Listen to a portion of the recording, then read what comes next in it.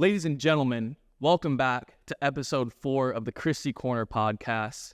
I am joined by a true game changer, someone that has had a lot of ups and downs in their life, Jaedyn McKinstry. Jaedyn, you go to the Louisiana Monroe, where you play Division I football now. And I want to start off this podcast by going over this idea of the game changer, right? That's what I'm trying to do and trying to accomplish with this podcast is find game changers and find what makes them a game changer, right? We've talked about ups and downs that you've had, and I want to know, when you hear that word game changer, what does that mean to you?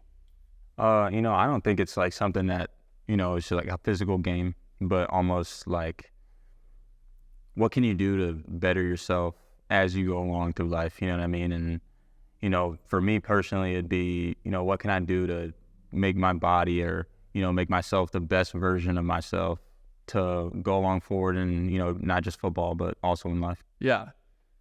Let's touch on that a little bit. Like, what are some things that you like to do outside of the normal that you do to be a game changer, get yourself ahead of, the crowd? I like to pray a lot, I'll sit in my room, I'll pray, I'll talk to God about, things that, that bother me or, make me frustrated. And, I also like seek help from, other people, you know what I mean?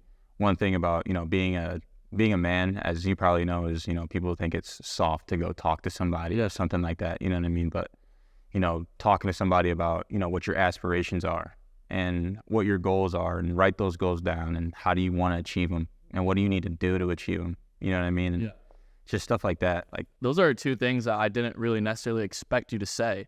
So I'm very intrigued. Let's touch on faith a little, right? What is faith? It's what you make it. You can't say faith doesn't really have a definition. Right. Faith is like believing in something that doesn't really exist, right? So when we talk about faith, obviously most of the times it's talked about in terms of the way that you believe in God, right? And I think that's very important. But let me ask you, what is your faith like with yourself, right? How do you have faith for yourself? It's kind of like confidence, but tell me about faith in yourself.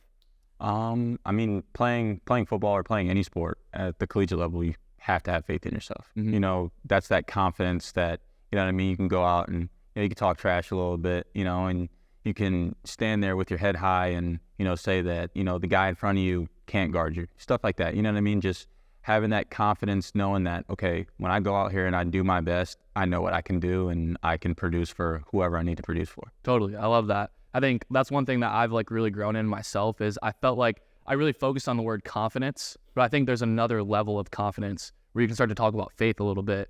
And that gets me kind of fired up because, it's something where I want to continue to grow. One thing that you talked about was self-reflection, praying.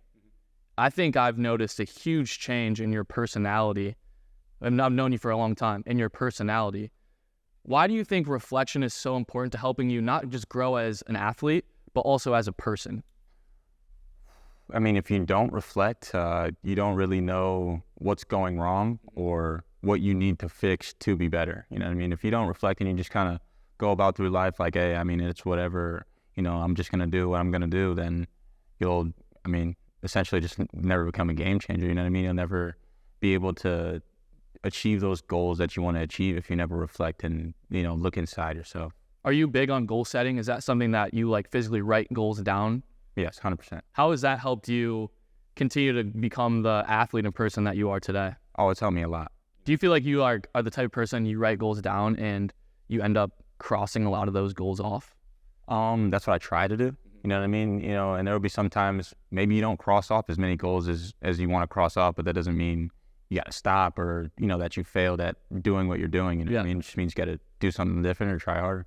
Yeah. So we're going to kind of change it up a little bit here, go into some more details about you and your life. I want to talk about a time that it's a little bit less about you, right?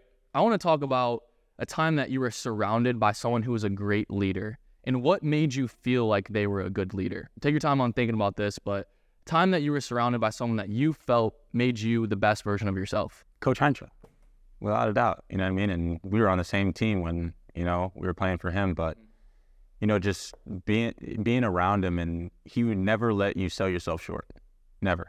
You know what I mean? Even if it was a 3-on-2, 2-on-1 drill and he saw me or you or Vince jogging, you know what I mean? We'll restart the whole drill just because you're not going to your full capabilities. You know what I mean? And I think at a young age, I was a sophomore in high school. I needed that. Yeah. You know what I mean? He was really like, he was a father figure to all of us. You know what I mean? He kind of he told us what to do, what not to do, but he also pushed us to our limit. You know what I mean? I think that's a great point, and I think that's what leaders do. Leaders bring out the best in others, right? That's the job of a leader, is to bring those people along. I think you've probably been surrounded by a bunch of good leaders, coaches, other teammates, and you've probably been able to learn. Talk to me about your leadership. What is the major way that you try to lead as, an athlete? I'm not when you get to know me, I'll talk, but I'm not a huge talker. So I like to lead by example. You know what I mean? Like working hard in the weight room, or, working hard on the field, or, doing what I got to do. I'm not too vocal. I will be vocal if I need to be vocal, but it's not the first thing I go to. You know what I mean? I would like to lead from the front. You know what I'm saying? Instead of really not in the front line. Instead of standing behind everybody, trying to tell them what to do and how to do it. I want to show them how to do it. I love that. You're a college athlete playing at the highest level. What does it take to be a college athlete? It takes a lot of discipline is the main one. Because being a college athlete, there's a lot of perks. You know what I mean? You get to schedule classes early, on weekends. You go to a game and then everybody wants to see you after, stuff like that. But it just takes a lot of discipline, to do what you got to do, go to class, you know what I mean? Wake up in the morning, never miss a workout, you know what I mean? Go to practice and be the best practice player you can be every single day and not skip a beat.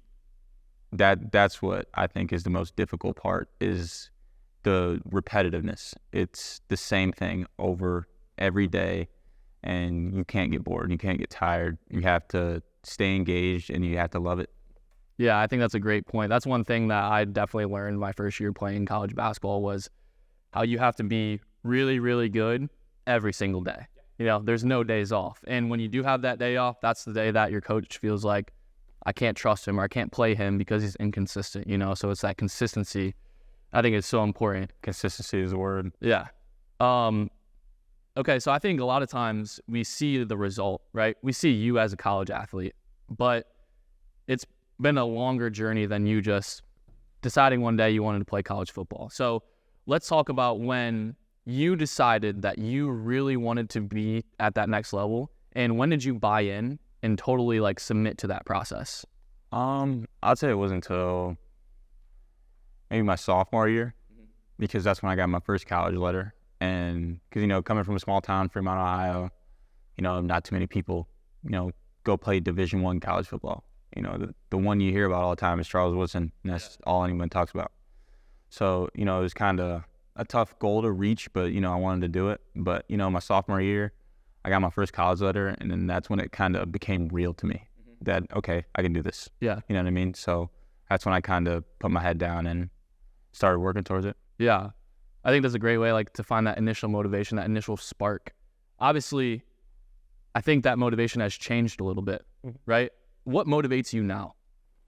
My family, I've been with them 22 years now, and I do this for them. You know what I mean? I want them to be able to live through me and shine through me. You know what I mean? In some cases, my mom's doing good things and my brothers are doing good things, but I want them to be able to, one day say okay, Jaedyn did this for us. You know what I mean? Yeah. Be able to, look back. My mom can be like, okay, I can quit my job. I don't have to work anymore. And my little brother, I can put him through whatever he wants to, whatever college he wants to go to or whatever camp he wants to go to, I can put him through it. Just stuff that I wasn't able to do and my mom wasn't able to give us all the time, even though she tried. Just be that point for my family. Obviously, at this level, you do a lot of hard things, right? I think you've been doing a lot of hard things even since back when you said you fully committed to yourself, to the craft. I like to hear about what your thoughts are when you're doing the hard things, right? So it's a morning workout. You have morning practice. It's really early. You got homework the night before, maybe not getting to bed when you wanted to. when you're laying there in bed, what is that thought process like? Are you someone that hops out of bed right away, or do you need to fire yourself up? Like, what gets you to be able to do hard things? I've never been that guy who just pops up out of bed, who's bright-eyed, bushy-tailed in the morning. That's just not me. I'm gonna wake up, I'm gonna stare at my phone for like 5 minutes, but then I remember why I'm doing it. Yeah. And I tell myself, all right, well, if I skip today, then this is gonna hurt me down the road. Mm-hmm. You know what I mean? So just keeping myself consistent and just keeping my mind right, and not letting that part slip away. Because as soon as you lose, the why, or why you're doing it, or once you lose that confidence, or your mental starts going down, then that's when it's really tough to get back. Yeah. So that brings me to a really important topic that I want to talk about. Let's talk about hardship, because you've had some really highs in your life, but you've also had some lows. What gets you through the lows? The people you surround yourself with. That's one thing I'd say. Mm-hmm.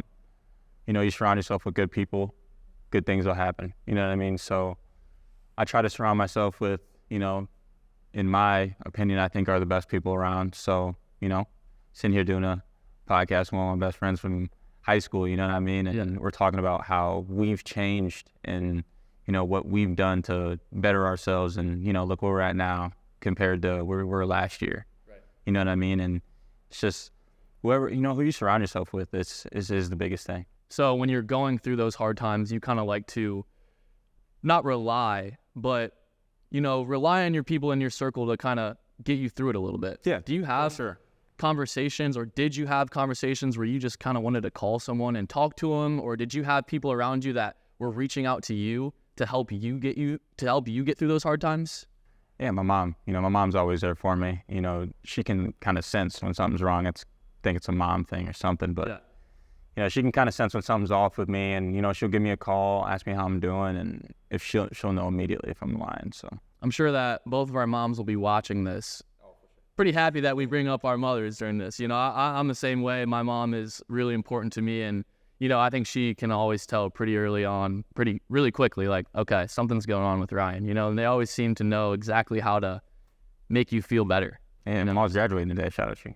Shout out to mom. Yeah, that's awesome. That's awesome. Talk to me about training, right? We were teammates. You were one of my closest friends back in the day, and then now we're growing up, and you're coming to me to try to train. What is that dynamic like? And is it uncomfortable? Does it feel weird? How do we translate from being great friends and teammates to now you're training with me? I don't think it's weird at all, to be honest. I mean, we're two guys that really love to work out. We're passionate about it. You're very passionate about it. And I want to be, surrounded by and trained by someone who's passionate about what they're doing. You know what I mean? And I know how you are. I've been with you, it's been since my sophomore year of high school since we met, you know what I mean? Yeah. So, we have that relationship to where you can push me to certain limits other people might not be able to. Mm-hmm. You might get something out of me, somebody else might not. You know what I mean? It's just, it's almost like a comfortability thing, but also at the same time, it's like we know how to push each other. Mm-hmm. Totally. And I think that goes, even outside of the workouts. Like a lot of times we're having conversations outside of the workouts about the workout, right? Well, maybe you tell me, I didn't like this drill, or I felt really weird doing this, how can we make that change? And I think that's one thing that continued to help us to get better was not just the workouts, but almost being obsessed outside of it, right? And whether that was looking at videos of your starts and your accelerations or your running form, always trying to find new things that we can innovate on and make better. So let's talk about training, right? What do you feel like I was able to really help you with in terms of your athleticism, becoming a better football player? One thing that was huge about me was my flexibility was horrible. You know what I mean? And I came to you 2 summers straight, and I could touch my toes. You know what I mean? So it's like little things like that. You know what I mean? Like just being able to move my body in certain ways that I wasn't able to before. Even when we were in here and we were working out, and I felt sore in a spot I never felt sore in before. You know what I mean? Stuff like that, working out muscles that I didn't usually work out. Yeah. You know what I'm saying? And it was just, those are the big things for me. It was kind of got my body where it needed to be, but it was stuff that I didn't even know I should have been doing. You know what I mean? Right. I think that sort of goes like, that's why I take the time to try to, study and learn. That's my job. Your job is to be a great athlete, and I think that's why we have a good dynamic. One thing that I think I very vividly remember was speed as well. Obviously, playing the wide receiver position, speed kills. Was speed something that you felt like made a big difference? Because obviously you've trained speed before, and I'm sure you guys work on speed as a team. How did our speed training differ from maybe some of the stuff that you've done previously? Because, when we speed train as a team, we're speed training as a group. Everyone's doing the same thing. You know what I mean? But when me and you did it, it was kind of more like, okay, well, what works best for you and your body? You know what I mean? Because I'm 6'6". My body's not the same as everyone else's. Yeah. So you kind of looked at it as like, what can I do to make this 6'6" frame move faster? Instead of just, okay, I want to get you fast. Right. You know what I mean? There's different things in going to it. My legs are longer. I have longer strides, so maybe my steps have to be different. You know what I mean? Things like that. And I think when we worked on those things, that was the big change in my speed before I left for Louisiana. Yeah. So you're coming up on is it your second year? Third year down there? Second year down there. Okay. Coming up on my second year down there. Yeah, so you're hoping to have a bigger role. Talk to me about how as you've gotten older in this program, has your dynamic changed? That first year you're trying to get comfortable. Do you feel yourself stepping into more of a leadership role as you get older, as you get more experience with that team? For sure. My first year coming in, I was playing behind two good receivers in Darren Wiley and Tyrone Howell. Which, they're older than me. I was picking up things from them, learning from them, but also, competing with them. And, that kind of made me better as a teammate and as a player. You know what I mean? We have a guy who's up for the Bolenikoff and, I'm trying to chase his spot. You know what I'm saying? But he's also trying to maintain his spot. So, we're kind of battling, but it's friendly competition within the team. But I just think it was good in that way. Yeah. I think you're a competitor. And that's one thing I remember about our team at St. John's was it felt like every single day it was a war. Yeah, I think our practices were better than games. Yeah. And I try to think back to that season, and it feels like we never had a bad practice. Oh, no.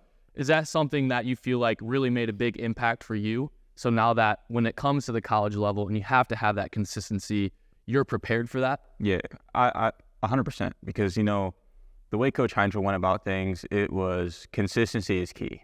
You know what I mean? As long as you're consistent and you can do the same thing and I know what I'm going to get from you, I can trust you on the field. Yeah. That's what he used to tell me all the time. When he would tell me, I know what I'm going to get from Vince every game. And that's what he used to tell me. I just need you to be consistent. I got to have the same thing from you every game. Yeah. So it was kind of like once you get to that college level, and they're expecting you to be consistent. For some guys that might be hard. Some guys might come in and be like, man, just not having a good day. I think today's going to be a bad practice. But Coach Heinzel kind of taught us how, even if things are going bad in school, I might have failed a test, you know what I mean? Or my girlfriend might have said something I didn't like, you know what I mean? But once you step onto that floor, it's all business. Yeah. No matter what's going on outside of this court, you know what I mean? Once you step on this court, you got to get your work done. Just a little side note that I want to include in here, because this is a guy that's playing Division I football, who's played at multiple Division I programs, and he's getting towards the end of his career. A guy sitting here talking about his high school basketball coach and the impact that he made on him his sophomore year of high school. So I know there's a lot of coaches that watch this, and I think it's a good way to remember how important what you're doing is, 100%. Right? And the impact that you're going to have not only in the X's and O's and in the game, but we're talking about life lessons that you learned from a coach you played for 7 years ago. Right. I think that's really cool. The last thing that I want to do here, and I want you to think about this, I guarantee you there's a guy at St. John's right now or a guy at Fremont or wherever that's sitting here looking like, I want to be like Jaedyn McKinstry, right? Give me your advice to that player on what they need to do to make it to the next level to become a game changer. That's a good question.